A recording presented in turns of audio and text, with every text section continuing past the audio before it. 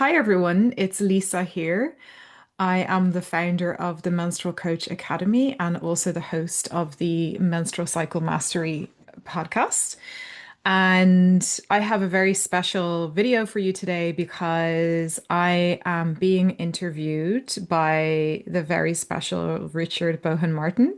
Welcome, Richard. Hi, So, full hi. transparency, Richard is my fiance. He's in the next room, well, two rooms down from my office.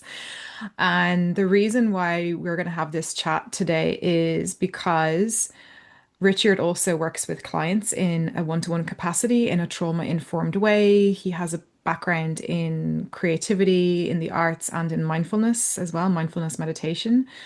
And as a couple, he and I talk a lot about our work, and we thought it would be fun to have a chat about our work and for Richard to interview me a little bit about the academy as well. And yeah, see where it goes from there. How does that sound, Richard? That's good. Yeah. Um, yeah, I think we were chatting the other day, and I suppose this is my first year working full time in a one-to-one setting with clients, and I just kind of noticed over the last couple of months how your work has influenced my approach. And I suppose, yeah, I've got my background. I've got a master's in psychological interventions, in mindfulness too, and studying the Polyvagal Institute. But all of that was surface level until I kind of got into it with clients and with groups. And I was thinking a lot about how you have influenced me in that regard. And I suppose the first thing that I wanted to kind of maybe draw from you, and it's something that I've noticed is, you know, dynamics in groups, navigating that, um, dynamics in the one-to-one setting, figuring out what's mine and what's belonging to the client. You've talked a lot to me about that over the years, and I've suddenly seen it in practice, in action. Mm. And I suppose just how did you come to that, and how do you practice that in your work? Yeah, thank you for bringing that one up and asking me that question.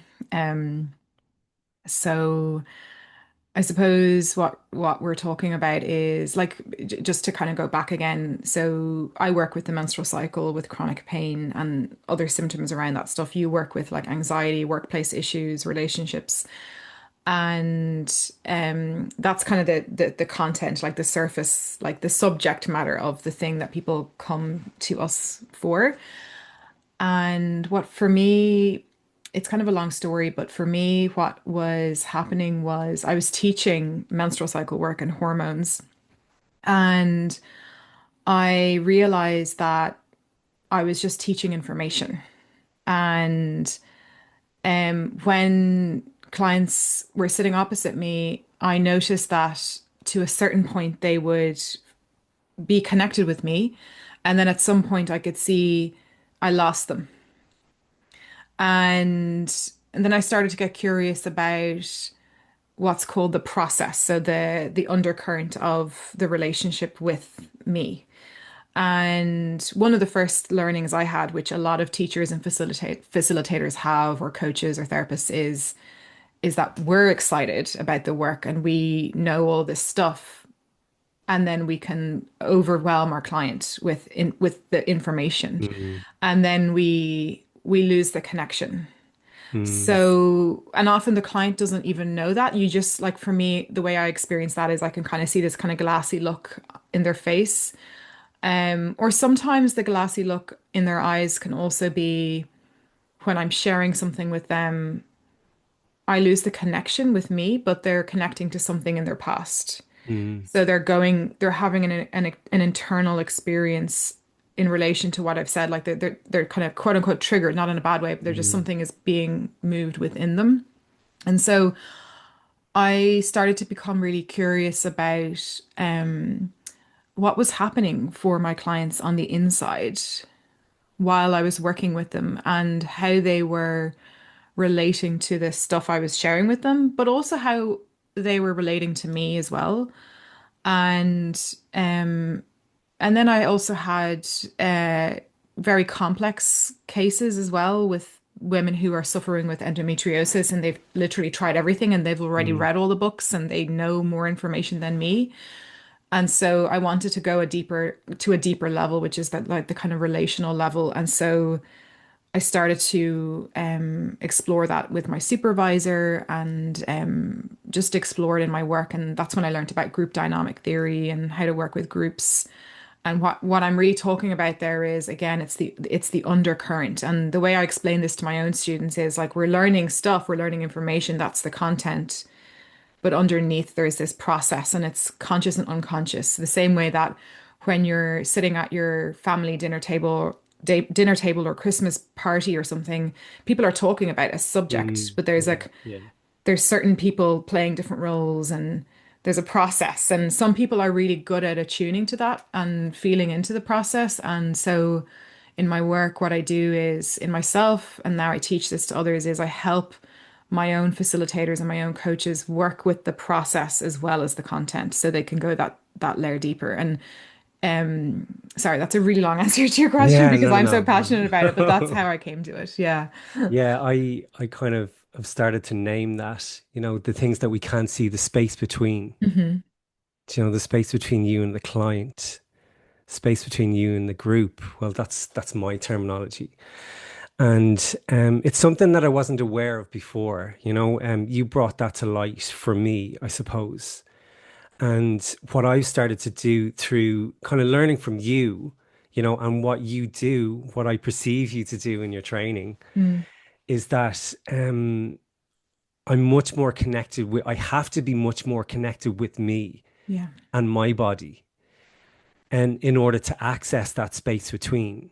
So I suppose for years, I've been taught in a way to, to investigate and be curious about myself. But what I've learned or what I'm seeing from you is that that curiosity and investigation of myself can lead to, the connection of that space between you and your client, you and your group. And that has become absolutely invaluable. It's the link that I didn't see before you kind of highlighted that, you know, and I suppose you're fostering that throughout the 6 month process, the 6 month course. Exactly. Yeah. Thank you for saying that. I am fostering it, and I think I do believe it's what sets my course apart from other trainings because other trainings were like, and other trainings are wonderful, but my speciality is really helping my students to work with what's called the coaching dynamic and the Mm, relationship skills. It's a psychodynamic practice and work with that. So I'll give you an example. And I love that you talk about your relationship with yourself as being the foundation to that. And in my course, the first thing we look at is polyvagal theory. And you're familiar with mm, that too, right? yeah. So polyvagal theory is something you can learn intellectually. But when you really learn it is when you embody it and you experience it. And when you really deepen it is when you learn it and embody it and experience it in the connection with someone else or within a group. Mm, So many of us, when we're in connection, whether that be social connection or in our work, we can kind of come out of ourselves because we're like connecting to the other. And then after a while, we can feel drained or tired or confused about what's going on for us. But in coaching, what I'm teaching my students is like, let's stay in our bodies while we're coaching our client. And in my work, at least, maybe this is the same for you, because it's just the space of chronic pain, it's the space of the menstrual cycle, there's a lot of uncertainty. The world hasn't figured it out yet. There's a lot of mm, confusion. There's a lot of fear in this space, like in the system. So, as a new coach or facilitator, like someone who's really passionate about this work, they can get a client who is full of urgency and fear and, they've been let down by doctors, etc. And when you're sitting with them, it can feel like a lot of pressure to fix the client. And so what I'm helping my students do, my trainee coaches do, is like let's really ground root in ourselves and let's learn to be okay with the uncertainty. mm, Let's learn to be okay with the urgency. Let's regulate the urgency. Let's not like panic and absorb all that urgency from our mm, client. And that's what they're looking for. They're looking for a coach, a facilitator, a therapist, an educator who can be a really strong regulating resource within the complexity of the topic we're exploring. Yeah. Absolutely. Yeah. So, Yeah. and that does exactly what you're doing. It takes tracking your system and like the amount of times I have had to sit with a client and be with a lot of discomfort in my own body and not Mm, like, not sort of try and make it go away or fix it. But then something magic happens. So I'll give you an example. I had a client last week in my one-to-one practice who was sharing a lot about a problem she was going through with her journey with me. And, one of the things I do when I'm listening to a client is I'm asking myself, am I tuning into myself and what's happening for me, like while I'm listening? So it's listening to me and to her at the same time. And I felt this pressure in my system. And then I just asked her, I was like, are you putting a lot of pressure on yourself? And I realized it's just her inner critic. So we explored that. And not to say that like, oh, because I track my system means I can like tell what my client is struggling with. It yeah, just brings another layer of depth and it brings more data into the conversation to explore. Yeah. definitely. That was a shock to me, I suppose, when I started kind of paying attention to that. I'd feel anxiety in my chest or something would go, um, something would spark in me, and that would inform something. It would inform the next question. It would inform where to go with the piece. I work relationally. I want to work relationally with the issue that's coming to me, not the fix. But the fix was, I suppose, the fix was natural to me. I wanted to initially, wanted to kind of really not be in that discomfort, Hmm. but learning to be in that just brought so much more for me with my clients. And something that you've mentioned to me before, that again, the real life experience that I have now is that co-creation of Hmm. something, co-creation of empowerment in a space. And I know we chat all the time, and it's informed by my education too, in the Polyvagal Institute, your values of agency, choice, empowerment. Um, how does that kind of show up for you in your training, or how do you I know you embody it, but how does that kind of come across to your students, or how do they know that these values are so important? Oh, I get shivers thinking about that question. So, one of the best testimonials I've ever received for my work Mm, was is my one of my students, Tanwin. She shared in her testimonial that she felt empowered even in her decision-making process whether to sign up for the course or not.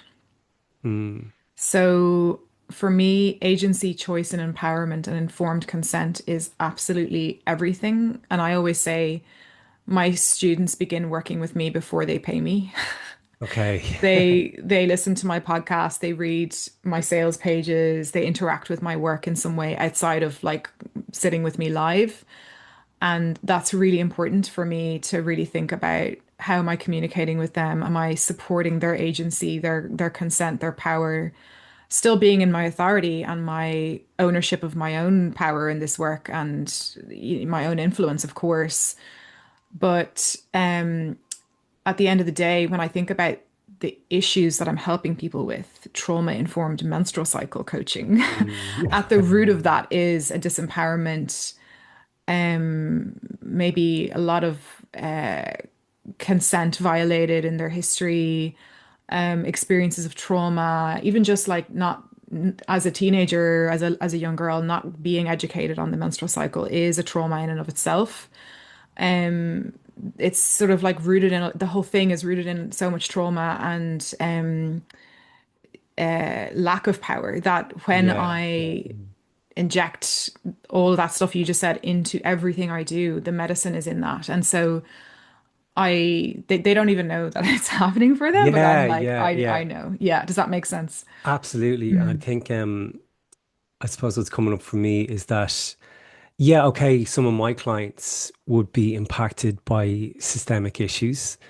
Um, and what I'm trying to kind of link is that like, what I do, again, it's all kind of influence from you, is that, yeah, that the power is removed by the systemic issue or the systems in general, but empowerment of, like, to kind of take back the choice to self-care, or to take back the choice to have freedom in how you want to, um, go about your day or whatever it might be. Like in my work, say, the thing that often comes up is the contraceptive pill a good solution for pain? Mm, And like in my own personal life, I have my personal experience of that story and I have my personal opinion on that. But my personal experience and my personal opinion, and then the country I live in and the access I have and all of the stuff that's attached to that isn't it doesn't position me in a place where I can like advise professionally on what someone in a different country should do and their experience of endometriosis, for example, on their body. So when I'm teaching, when I'm coaching, my priority is my client's quality of life.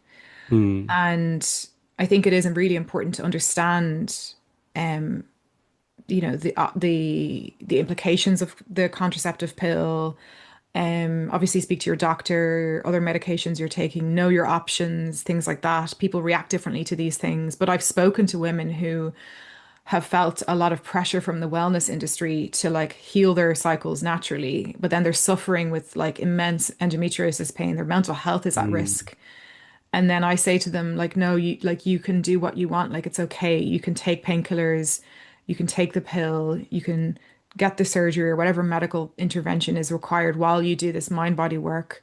Nothing is forever, no choice is forever. Like, forget the noise and the judgment. Yeah, yeah, yeah. And then they come into that empowerment. And I actually have women who like one lady sent me like a donation on PayPal Okay, because I right. said it to her and she was like, I feel so much better now. I don't know what she's ended up doing, but like it's just removing all of the judgment and coming back to that individual and her autonomy around her body. And the thing is, because there's been so much neglect in the medical system on women's health, the wellness world has reacted to that and is like very often it can get rejected and there's no Mm. integration of the two. So when I'm teaching on that topic, I'm always getting my students to like think about their own biases and their experiences, and then like how would you guide a client through that based on what you think is helpful for them. Yeah. Um, I suppose with my experience of systemic issues, like, I think first of all, the it's important for them to come back and understand that they have a choice in how to be in their day. Mm, That's that's always the kind of first thing. I'm always looking to see if it's possible to work with this relationally. Maybe there are fixes, and that's okay. There's two pieces, the practical and emotional piece. And I usually start with the practical piece, just like you've spoken about with that example there, like seeing what we can do to fix the situation. But then, I always kind of see if it's possible for that person to look at it emotionally, because I know that in whatever issues that come to me that are systemic, the likelihood is it's going to happen again in the future if we don't kind of look at our own piece in it, mm, if that makes sense. So the empowerment of how to self-care in these really, really difficult situations. yes. Um, what are the choices that I can make today? This very, very small, small choices, because a lot of people who have been systemically impacted hand over their power to the situation or the person who's impacting them constantly out of every day, nearly every moment of every day. It's about them, it's about the system that's impacting them.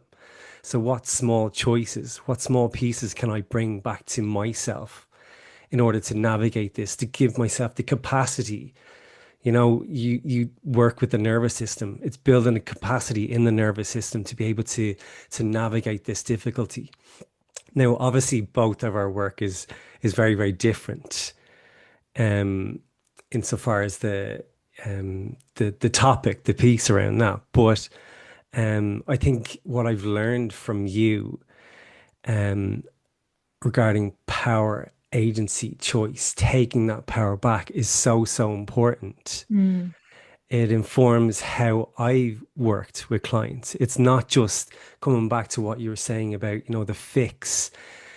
It's being able to be in the discomfort of knowing that, like, I mightn't be able to do anything practically for this person, but I'm sure in the fact that I know I can create a space in which they are safe to explore options that give themselves power, if that makes Mm. sense. It does make sense. Yeah, I love that. That's so, and it reminds me of my own personal experiences of going through pain and stuff with the cycle and feeling like, fuck the medical system, Yeah, everyone's out yeah. to get me, and, medical misogyny, blah, blah, blah, and all the negativity, And while some of that is true, it's not helpful for me to be going around in that in my head all the time. Like, that's Mm, actually harmful to my own system constantly. Like, there's a certain point where that is helpful, justified anger, etc. But you're right. Like, I love how you're saying that even if someone feels powerless in the face of a systemic issue, there's always power. They mm. always have choice within themselves with how to take care of themselves, where to guide their thoughts. There's always small self-care things you can do. And I think that's really important, isn't it? Because you're saying like Mhm. you're bringing the client back to their sense of agency and control. Yeah, Mm. and I know just from our conversations about like your students and that, like it's really interesting, when we go on courses and things like that. We're still carrying maybe school or college or something like that into into our trainings. Like, and I think I love when you kind of hand it back to your students, to do it their way sometimes, is it? Hmm. Yeah. Whereas, when we're in school or college, like you got to do it this way, you got to get it done by this time. Not that you have to not get things done in your training and stuff like that at a certain point or a certain time, but it's handing it back. And I remember you saying that to me, and I was like, man, like that just feels weird to not, to not have to be at the mercy of the rules and the regulations. Not Hmm. that there aren't, Hmm. but it's that piece again, which is really unnerving, because the responsibility is on you for that. Yeah. Yeah. Yeah. It is. And you're right. Like that's the thing that I think triggers, or maybe we were talking about tension the other day. Like that's the thing that creates some tension in my course Mm, is when people come in and there's a very different way of learning. It's called a bottom-up approach or an anti-oppressive model, inspired by the teachings of bell hooks and some other mm, teachers I have. And it's where you talked about co-creation. We have a very co-created learning mm. environment.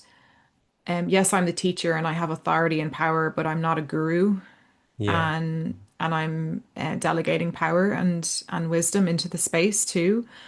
So there's that, and then you, like you said, you, I, if my trainee coaches are helping their clients with connecting to their cycle and their body wisdom and their nervous system, the only way they can transfer that knowledge is if they deeply embody that themselves. So I ask my students to do that in my program. I ask my students to learn from a place of listening to their nervous system and Mm, connecting to their capacity and being curious about their needs. So practically what that looks like is someone might come on the course and think they have to like show up and be on camera and be on all the time when actually they don't.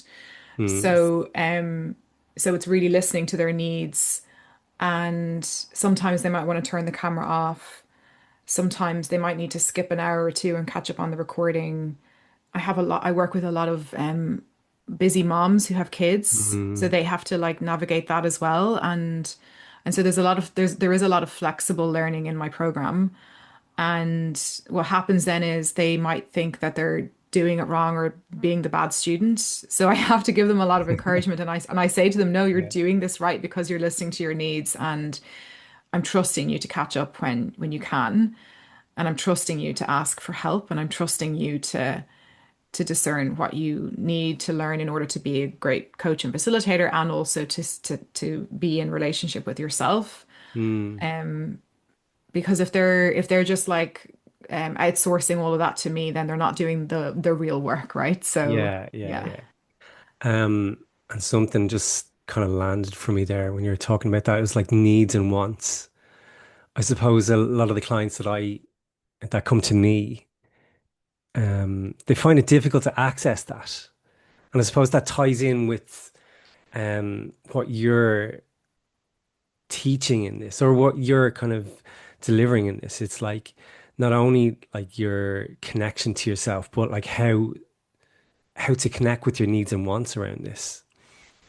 And that's not accessible for so many people. Like, and it can be absolutely unnerving as well because it's all about the other. Especially, I suppose a lot of the women who've come to me, I've seen that. Like, it's this not reluctance, but it's like they'll take everything on themselves. And when you even float the idea of like what it is that you need or what it is that you want, it's almost alien.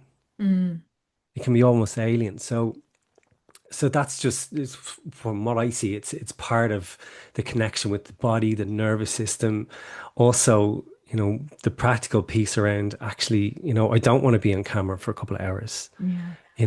I don't have time to do this piece later on tonight or whatever it might be, and that's okay. Which is it has to be key for a coach, or for a practitioner. Yeah. For me, it kind of it shows up in, I've my values and boundaries around time. My time is precious, my energy is precious.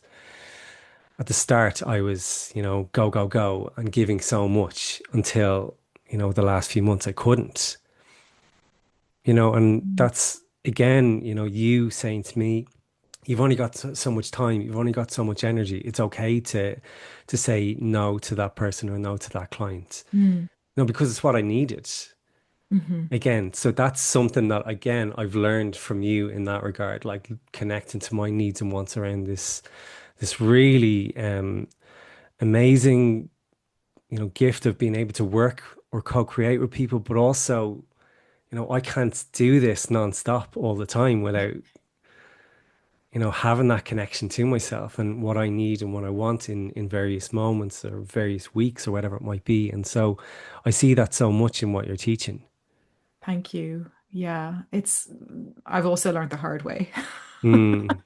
Well, I have Yes. over the last few months. I'm fucking wrecked. Oh God, I know, I know.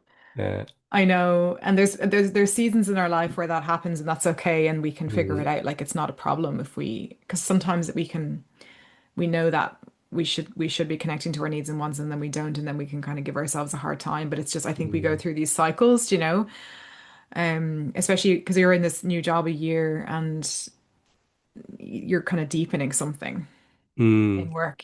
So it takes a while to kind of find our groove again. But yeah, like connecting to our needs and wants is, I think it's hugely mm, vulnerable and hugely scary as well, because if you're so used to either not being connected to that or like kind of taking what you should be wanting and needing from the outside world to sort of not even feel it usually starts with not even knowing what we want and kind mm. of start with, I don't know how to connect to that. And that's the place to start with. Yeah, yeah, And then the vulnerability comes when it's like when you do get the clarity of what you need and want, because it's not guaranteed you'll get it. yeah, yeah. I think I love this because so many of us just, and you mentioned it earlier, so many of us just want the information, you know. I don't know why it is that kind of soothes us or, fills us with excitement or whatever it might be.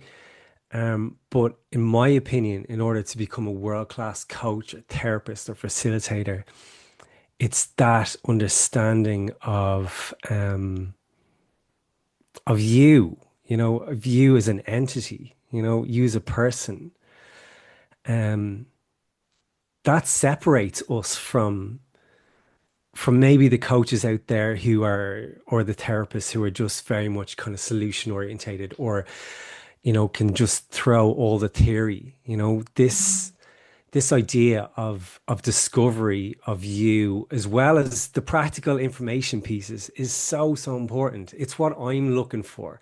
The coaches that I admire, or the people or therapists who I see, who embody it.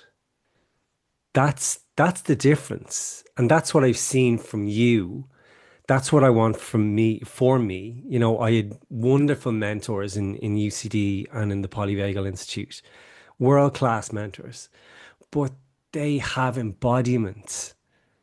That's what separates, and that's what you're bringing to your students, or that's what they'll learn for themselves. Is that one of the concrete things that they'll leave with?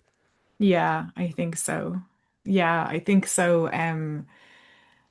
Every student leaves with something different for themselves, but ultimately the kind of the running theme is that they feel like they have the coaching skills like within them because we do a lot of Mm, practice of this stuff that we're talking about. And like when you were talking about the information, like we have AI now and Google, so the information and books and stuff, so the information's out there. Not that that's not important, but you can have a lot of information and give a lot of information, but if your nervous system is in a fight flight response all the time, then it just mm, completely defeats the purpose of working with chronic pain. mm. So the reason why I take this relational approach is because it helps with building safety, and like and then also it brings in me as the facilitator, the coach, as a human, like a mortal, imperfect person into the situation. And I'm in my vulnerability. I'm not, because if I'm just spouting out information, I'm in my defenses to kind Mm, of protect myself a bit, because it's like you're protecting the fear around the uncertainty of not knowing if something's going to work for your client or not. yeah. Whereas if I bring in like the truth and my own vulnerability to the table, which is really Mm, hard, yeah. then it's like, well, we're both, on this journey together and I'm helping you, but we're learning together. We're a Yeah. team. Yeah. Yeah. Um, which is amazing. And something was coming up there for me when you were speaking. Um, Something that we chatted about, like where a therapist, um, you know, had said they didn't know where to go next with Yeah. their client. Yeah. And I actually, I took from that and I did it myself, with a client not too long ago. I just said to them that, like, I'm really stuck. I don't know where to go next. Um, and that's something, that we talked about before, about, being in the discomfort of not knowing. Um, and it was fine in that moment for me because something lifted out of my body and I just handed it back to them, Wow. because it was their stuckness. Wow. It was them who, had to figure it out, because certainly Well, I they had hadn't to a like, clue. yeah, it sounded Yeah. like that they had to be in relationship and in okayness with being stuck.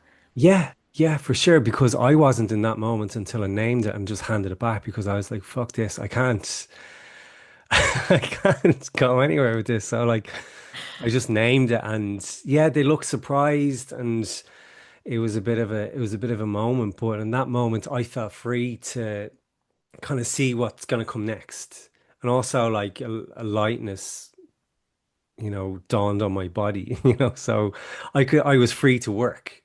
They weren't free in that moment, but they could eventually kind of say, well, I'm stuck too. So what do we do? So it was a Yeah. movement. But you created like safety with the stuck Yeah. entity. Like you Yeah. didn't pathologize the stuckness or fix it or try and make it go away. You named it and you put it back on the table. This is what I say to Mm, my students. I'm like, there's a table between you and your client. You can put it on, you can put something on the table mm, to see if it's true for your client. Like we're not putting it on them, but like see if it's mm, true, they'll pick it up or not. And then you can chat about it. And I love that what you did because you created like safety Mm. and o okayness with being stuck. Whereas in the wider world, it's like if you're stuck, you need to get through that and fix it. Yeah, yeah. And I don't know if that's a tangible skill that your students will leave with, but it's one of the most powerful things that I've ever experienced, that kind of handing it back, handing something that isn't mine back because it was stuck in my body. And all I was, like you said, you mentioned earlier the bottom up approach. And that's what it is for me. Like rather than, the top down of working through thoughts and trying to do the kind of whole CBT thing, which is obviously, there's huge efficacy behind that. But it was, I felt that I couldn't move if I had this in my body anymore, like Mm. because it wasn't belonging to me. So that I suppose it will be a tangible skill that people can leave with, knowing that, something that doesn't belong to them, they can name it, they can pass it back, but also being in that discomfort and tracking the body in order to know where to go next with something that's really difficult. Yeah, or to not know. Or to not know, or Yeah. to, yeah, to not That's know. okay. Yeah. Like, but actually, I love that you're saying that because you're right. Because I'm so in my course that I'm like, of course, that's a skill my clients learn. Mm. In my course, I have a class manual, and I can't remember on what page, but if you join the course, you get access to the class manual, and it's quite a long manual. And one of the chapters in the class manual is a list of like 21 different sk coaching skills. Mm. And one of the coaching skills that Richard is referring to is handing back feelings in a Okay. trauma-informed, safe way, and learning how to work with the emotions as well. So that's something Yeah. we practice that in the course. Yeah, There's a huge practical element as well yeah, as what's underneath yeah. and It in the space is. between. Yeah, because we're talking about soft skills. Like you and I are talking about these kind of soft relational coaching skills, but I like to make things that are hard really easy to understand. Mm. That's kind of my background from teaching. So I have it all written down, and there's loads of other skills we go through. Another skill that kind of comes after that is mirroring. So, and you probably already do this, but if you're working with a client and they're sharing stuff with you, and then you mirror back what you're hearing, and then Yeah. what that does is it helps the client like hear them their own story and helps them to feel really heard because maybe no Mm. one's ever listened to them in that way before, like, and I like to do it's like what I'm really hearing is, and then da da da da. And Mm. you can see their whole nerve, you can see them taking a breath, when you Yeah. mirror back. Yeah, Yeah. It's just all the ingredients to become a world-class facilitator, I think. I know. Um, Yeah. Yeah, I love that you say a world class. I love the ambition in being a world class facilitator. And you're right, I do think that the art of facilitation is incredible. It can be the healing balm. mm, yeah, because I see it in some of your well, all of your influences and mine too. Um, the embodiment piece, and I just love the fact that there is such a strong practical element as well, just to kind of settle the nervous system of people who are kind of coming in like needing that information. That's really, really important. And you covered that as well as the embodiment piece, and your values are strong in it, and they're strong in all of my mentors. Like I see a lot of my mentors and how you work too, which is important for me. Again, this idea of co-creating a space with a group or with a client is massively important. It's handing them back their power too. Um, so yeah, I think it's amazing. I'm just trying to think of a question for, in relation to people who might be on the fence at the moment. Those people who might be um interested or wanting to pull the trigger on this and come on the course. What would you maybe say to them to to empower them to make that decision for themselves to do this Well, incredible firstly, I would course? love to have you because if you're on the Mm. fence, it means you care. And I love working with people who care. Yeah, yeah. And I love working with really thoughtful, considered people who are really not being driven by excitement or the kind Mm. of the shiny object thing, right? So you are my ideal client and I love working with you. So I would say that. And I would also say there's absolutely no pressure.